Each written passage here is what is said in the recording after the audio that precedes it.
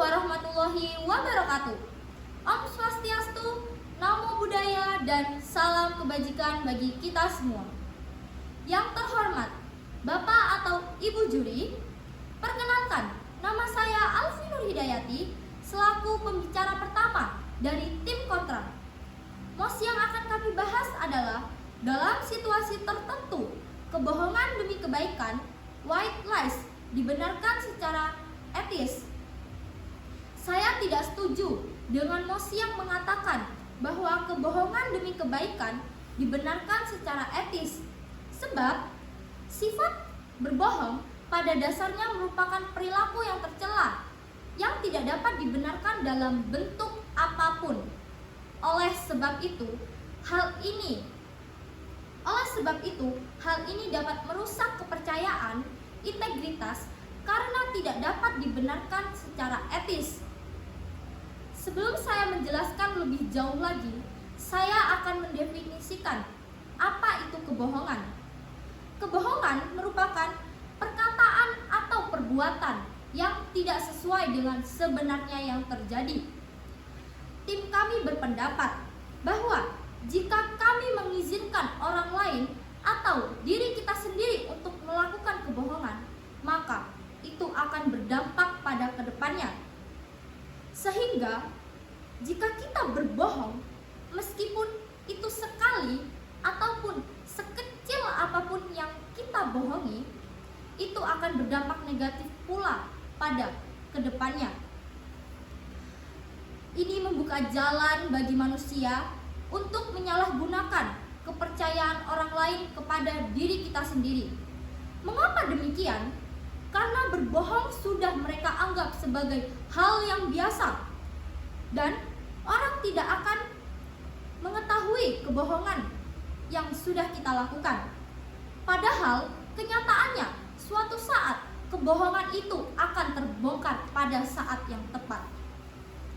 Selain itu, kebohongan kecil atau besar merupakan perilaku yang tidak etis. Jika kita membenarkan bahwa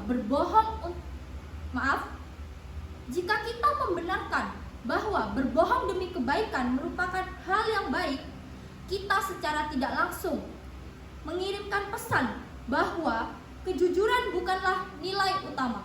Sekian dan terima kasih. Yang terhormat Bapak dan Ibu Dewan Juri, perkenalkan, nama saya Syaifa Imro Izati Putri Hardian. Saya pembicara kedua dari tim kontra. Pada kesempatan kali ini, saya akan melanjutkan dan memperkuat argumen yang telah disampaikan oleh rekan saya sebelumnya. Rekan saya sudah menjelaskan bahwa sifat berbohong adalah perilaku tercela dan tidak baik untuk dilakukan dalam kehidupan sehari-hari. Berbohong meskipun sekecil apapun pasti akan berdampak besar bagi kehidupan kita selanjutnya. Jika kita hari ini berbohong, maka di hari selanjutnya jika terjadi situasi yang sama, kita akan terus-menerus berbohong. Itu karena kita sudah kecanduan berbohong. Membenarkan kebohongan akan menimbulkan watak yang tidak baik untuk diri kita sendiri. Sekali kita membenarkan kebohongan, selanjutnya kita akan terus-menerus berbohong. Contoh dari kebohongan yang sudah ada di sekitar kita adalah melakukan tindakan korupsi. Tikus kantor yang berkeliaran saat ini tidak menutup kemungkinan dari perilaku berbohong. Korupsi memang erat kaitannya dengan kebohongan. Korupsi seringkali melibatkan tindakan menyembunyikan atau memanipulasi informasi untuk keuntungan pribadi ataupun kelompok. Kebohongan ini bisa terjadi dalam bentuk penipuan, penggelapan, atau penyembunyian fakta yang tidak bisa diungkapkan secara umum. Korupsi juga seringkali melibatkan jaringan kebohongan yang luas, di mana orang-orang yang melakukan tindakan korupsi bekerja sama untuk menutupi tindakan mereka agar tidak terbongkar oleh orang lain. Selain berbohong dapat merubah watak kita, berbohong juga dapat mengubah watak orang lain. Contoh nyatanya adalah saat kita berbohong demi kebaikan agar dapat menjaga perasaan orang lain. Contohnya saat kita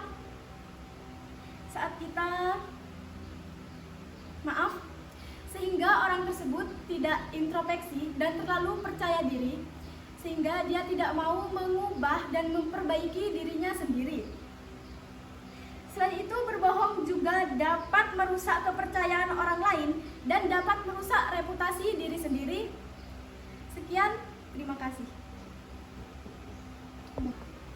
Bapak dan Ibu Dewan Juri yang saya hormati, saya Aisyah Wijayanti Raharjo selaku pembicara ketiga yang akan memperkuat argumen yang telah dipaparkan oleh rekan saya. Mengapa berbohong dapat merusak kepercayaan dan merusak reputasi diri kita sendiri? Karena tindakan tersebut melanggar prinsip kejujuran dan menyembunyikan kebenaran. Hal tersebut juga akan menimbulkan ketidakpercayaan orang lain terhadap diri kita. Meskipun berbohong demi kebaikan, tetapi hal itu sangat-sangat tidak dibenarkan. Melakukan kebohongan sekali, 2 kali, apabila kita ketahuan, maka orang lain akan kehilangan kepercayaan terhadap diri kita. Sehingga kita akan dicap sebagai seorang pembohong. Jikalau suatu saat kita melakukan tindakan kejujuran, orang tersebut tidak akan percaya terhadap diri kita, bahkan orang tersebut akan menganggap kita sedang berbohong.